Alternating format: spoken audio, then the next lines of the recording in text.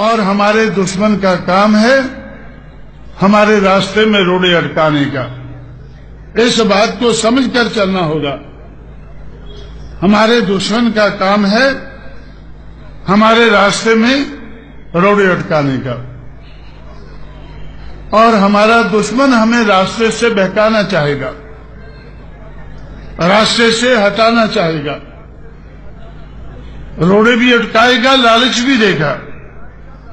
जैसे मायावती को 6 महीने के लिए मुख्यमंत्री बनाने का तय हुआ, मुझे जब 6 महीने पूरे होने वाले थे तो अटल बिहारी और आडवाणी मुझसे कहने लगे कि मायावती को 5 साल राज करने दो। मैंने उनसे पूछा कि इस मेहरबानी का कारण क्या है? हम तो 6 महीने के लिए तय किया था, आप 5 साल क्यों दे रहे हैं? उन्होंने कहा कि हमें ऐसा लगता है कि बहुजन समाज पार्टी अगर भारतीय जनता पार्टी के साथ मिलकर चुनाव लड़ती है तो हम पार्लियामेंट में 300 से ज्यादा लोकसभा के मेंबर चुनकर ला सकते हैं। आप हमारे साथ मिलकर केंद्र की सरकार को चलाएं और मायावती उत्तर प्रदेश की सरकार को चलाती रहे। मैंने उनसे कहा कि भाई, आपका लक्ष्य तो मुझे मालूम है, आप इस देश में हिंदुवता का बोलबाला करना चाहते हैं या नहीं चाहते हैं?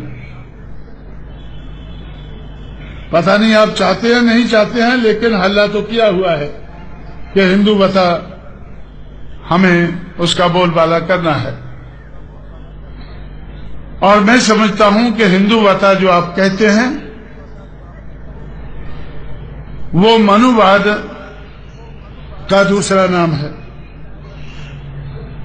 मनुवादी समाज व्यवस्था को आप टिकाए रखना चाहते हैं। मनुवादी समाज व्यवस्था को कांग्रेस भी टिकाए रखना चाहती थी, लेकिन बगैर बोले हुए।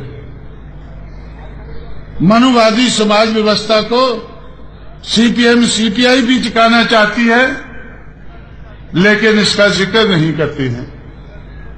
लेकिन भारतीय जनता पार्टी तो खुला कहती है कि हमें मनुवादी समाज व्यवस्था को टिकाए रखना है, और कांशीराम और उसकी बहुजन समाज पार्टी कहती है कि हमें मनुवादी समाज व्यवस्था को हटाकर मटाकर मानवतावादी समाज व्यवस्था का इस देश में बोलबाला करना है।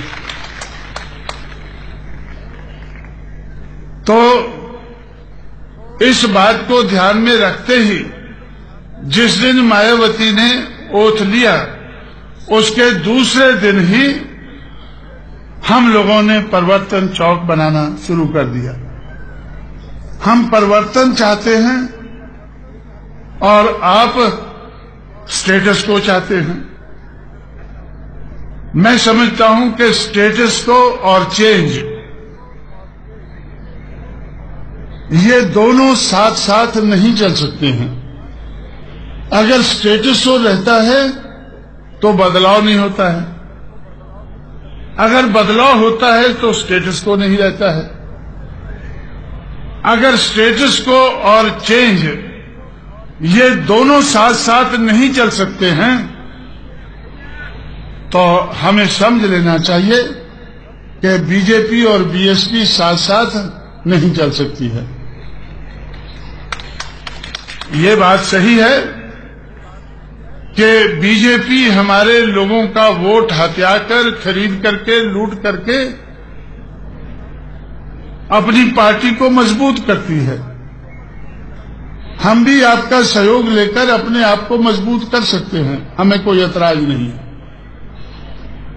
लेकिन अपने आप को मजबूत करके हम अपना एजेंडा पूरा करना चाहते हैं।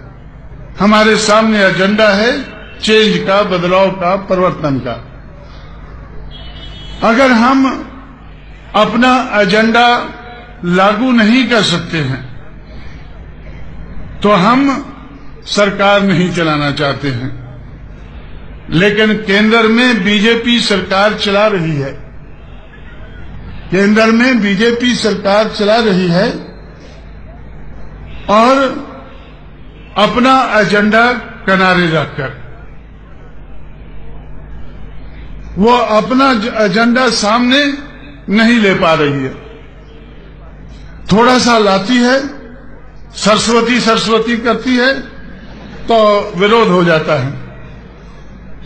उनको तो उनके सहयोगी सरस्वती भी नहीं करने देते हैं। पता नहीं वो सरस्वती क्या होती है, क्या करते हैं, ये तो ज्यादा वही जानते होंगे। लेकिन उनके अपने सहयोगी उनको सरस्वती करने से भी रोकते हैं। इतना सभी वो एजेंडा पूरा नहीं कर पा रहे हैं, लेकिन फिर भी सरकार तो चला रहे हैं। जब